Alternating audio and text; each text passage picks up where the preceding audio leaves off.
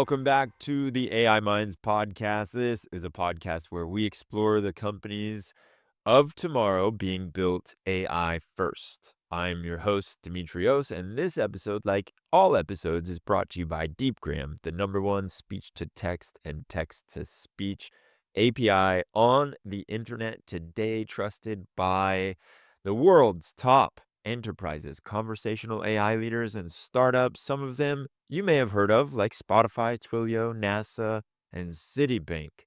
Today we are joined by none other than Will, the CEO and founder of Phonely. How you doing, man? Yeah, good. It's great to be here. So you've had quite the journey when it comes to founding Phonely. Let's just start with the non-traditional stuff that you did back in the day when you were an ultra endurance athlete. What's that about? I heard you kayaked for a very long time.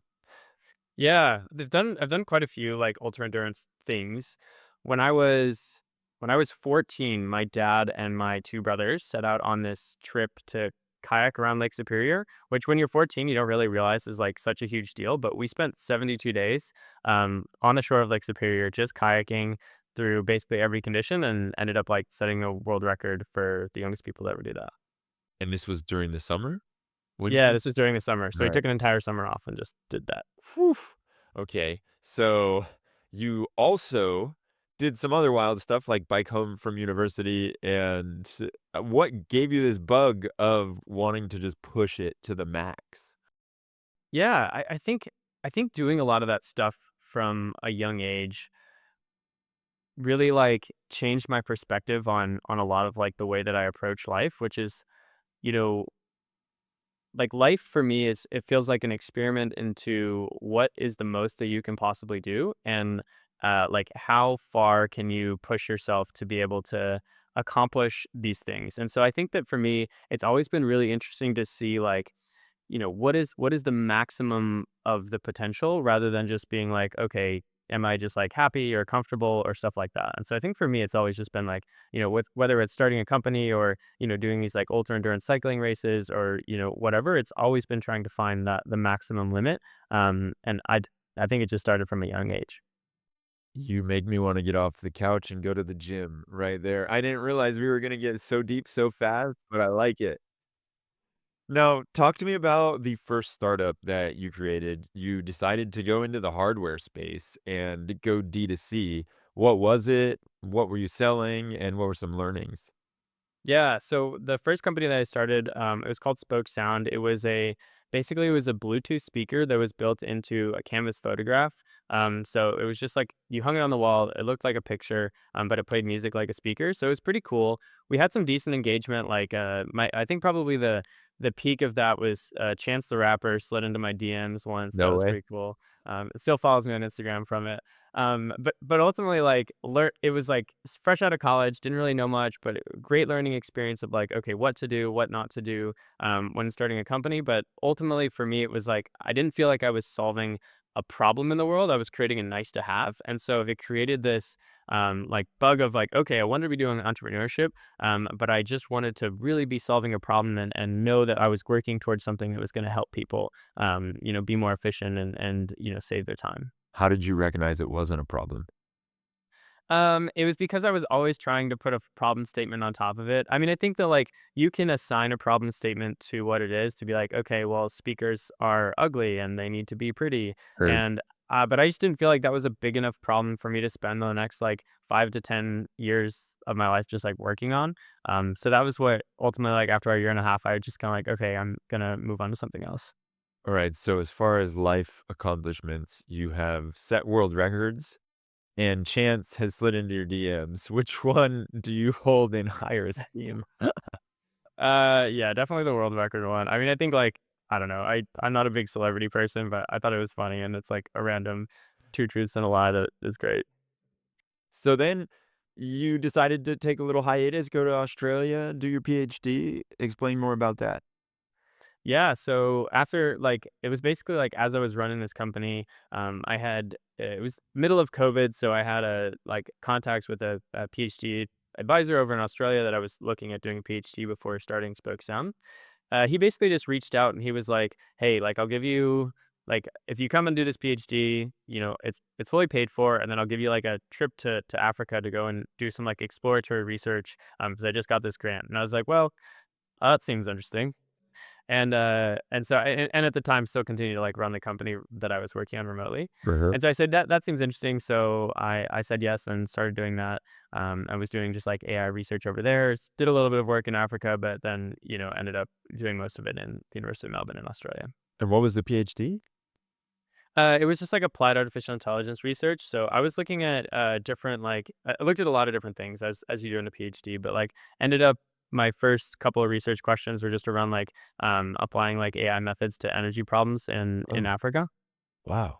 Oh, Yeah. that's awesome. Yeah, hence the trip to Africa. Now Yeah. that makes sense. But what happened? Yeah. Yeah, exactly. Well, as I was going through and doing this, it was like for my first startup, I knew that I wanted to build a company. Like I knew that I wanted to do that. And I think that I was always really interested in like in tech and LLM since OpenAI had come out, and I saw this opportunity to you know, like I kind of saw all these different things coming together. One of them was like, you know, like voice models, like 11 Labs were coming out. These, AI models, like 3.5 was coming out that could do function calling, and I kind of saw this like a combination of these technologies to be able to provide a ton of value to different businesses.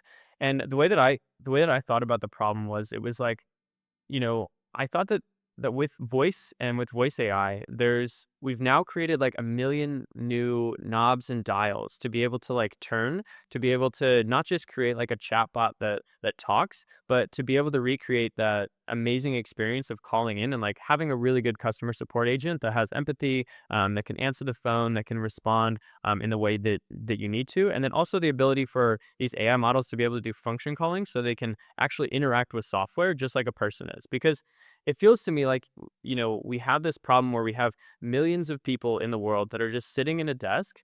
They're working on a computer and then they're telling somebody about what they're doing on the computer. And that whole pipeline seems like something that should be automated so that we can let humans do less robotic work and robots do more robotic work. So it felt like a big problem to solve, and so I wanted to work on it. Now, did you have that in a moment of inspiration? What brought you there? Yeah, I don't know if it was a moment of inspiration or as more of like I knew that I wanted to start a company. I was not super happy with like, having one company that didn't really like succeed. And kind of like I think from doing this like ultra endurance stuff as a young age, I was always kind of thinking of myself as somebody who was able to, I was like, okay, like I'm top. I'm special, if we go that route. And the feeling of just like, getting a PhD I didn't feel special. So I said, okay, I'm changing this. I'm gonna put, basically from 6 a.m. until 10 or 11 p.m. at night. I'm just gonna work on building something, and I'm gonna work as hard as I possibly can. And I set the time for like 30 days where I literally didn't do anything else, didn't eat any sugar, didn't do like nothing that was like bad, like by any standard, and said that I'm just going to create something and I want to see the maximum of my potential. And so that's how Phonely got rolled out. And then 6 months later, we got into YC, and it's been kind of up and to the right since then. I love how you preface it with you didn't eat sugar. That was Because hard for me. all right, as a fellow glutton, basically, I Yeah. can very much think like the 30 days I could do, the working from 6 a.m. to 10 p.m. I could do, but the no sugar part. Woo! Yeah, congratulations. And so then this was born out of it. And what was really you gave me the problem statement, but what was the inception? How long did it take you in that 30-day journey to realize I want to go and I want to create something like Phonely? So it was during the beginning, it was like spinning around like definitely a bunch of different ideas, playing around with a lot of technology that I had been playing around with for a while. But it was like, I think within like the first few days of just like looking at at the time, like, some of the businesses on the market, just doing my research and looking at the opportunity size, I said, okay, this one seems like a really big opportunity. Seems like it's going to take a lot of, hard work to solve. And I felt like it was something that I could spend, a long time working on. I mean, like, years and still like not get to the bottom of the technical problem that needs to be solved. So yeah, I guess that was kind of the time, and then it's taken, a good chunk of time to get to where we are today, obviously. And where are you today? What does the product look like?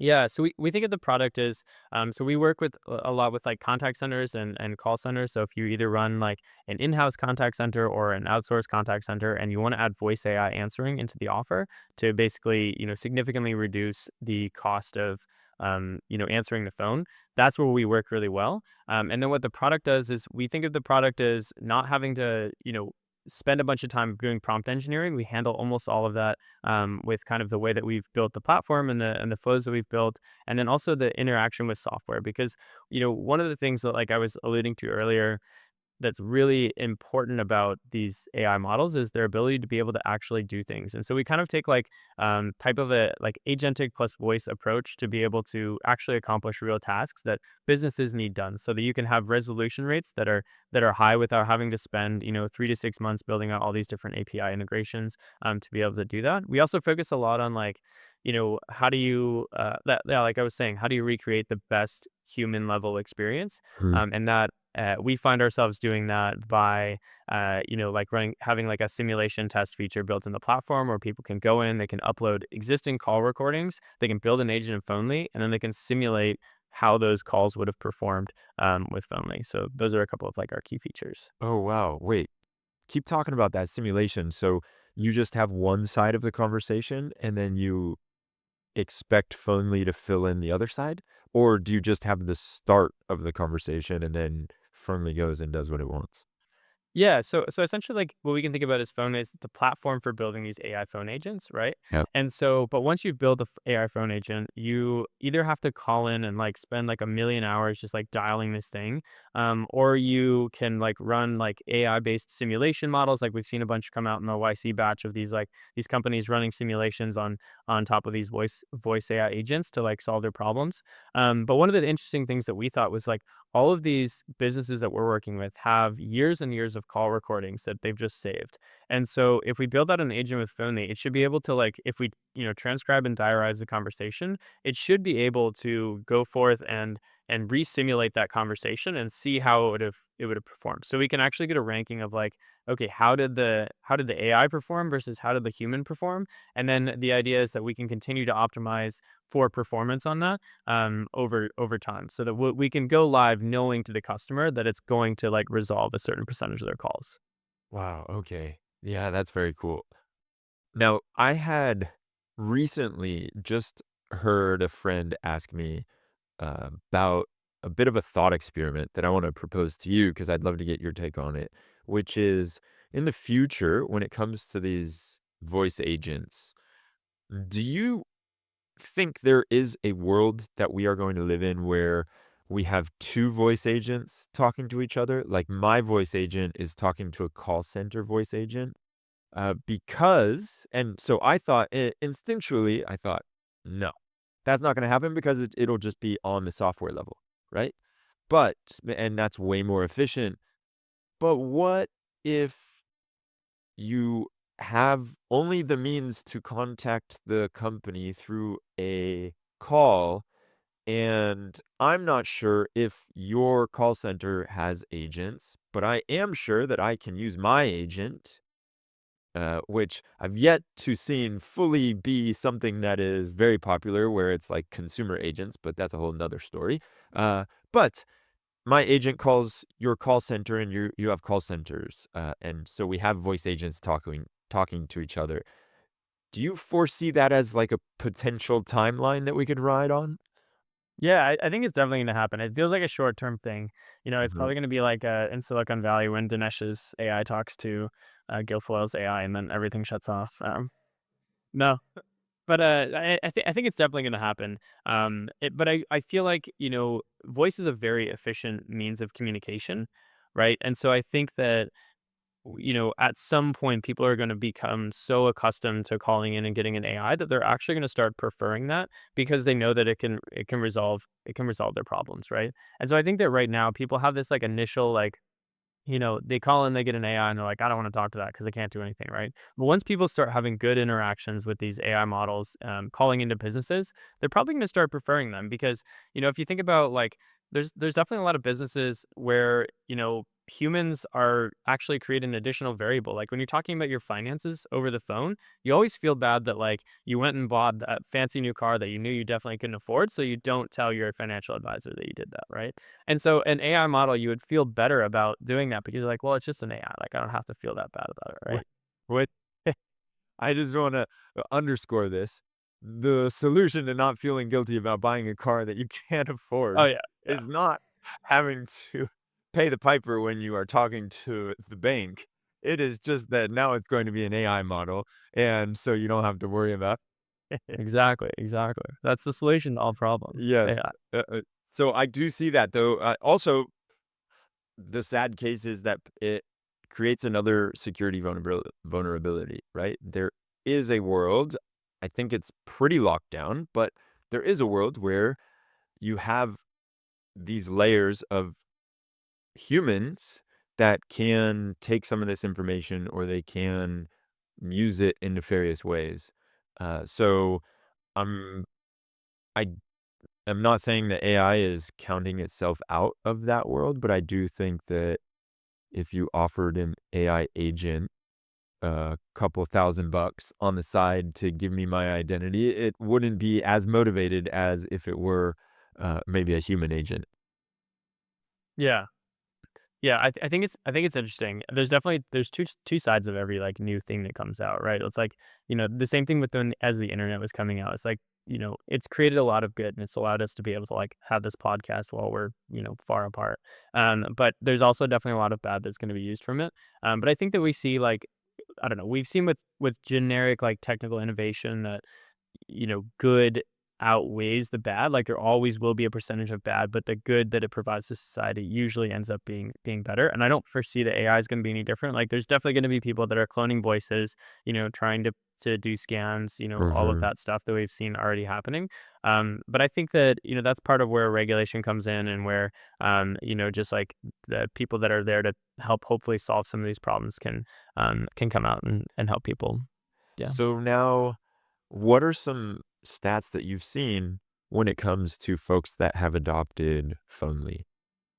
Yeah, so usually like I mean, right off the bat, it's like if you're missing any calls out of hours or anything like that goes to 0. Mhm. And then in terms of resolution rate, it really depends on the customer, but we've seen everywhere um from like 80 to 90% of like calls successfully resolved by AI, without having to like transfer to a human. And that's I think that that's really exciting to just like walk through these conversations and see how AI can not just like answer their calls, answer frequently asked questions, but then go ahead and like perform an action, and be able to do anything that like a person would be able to do.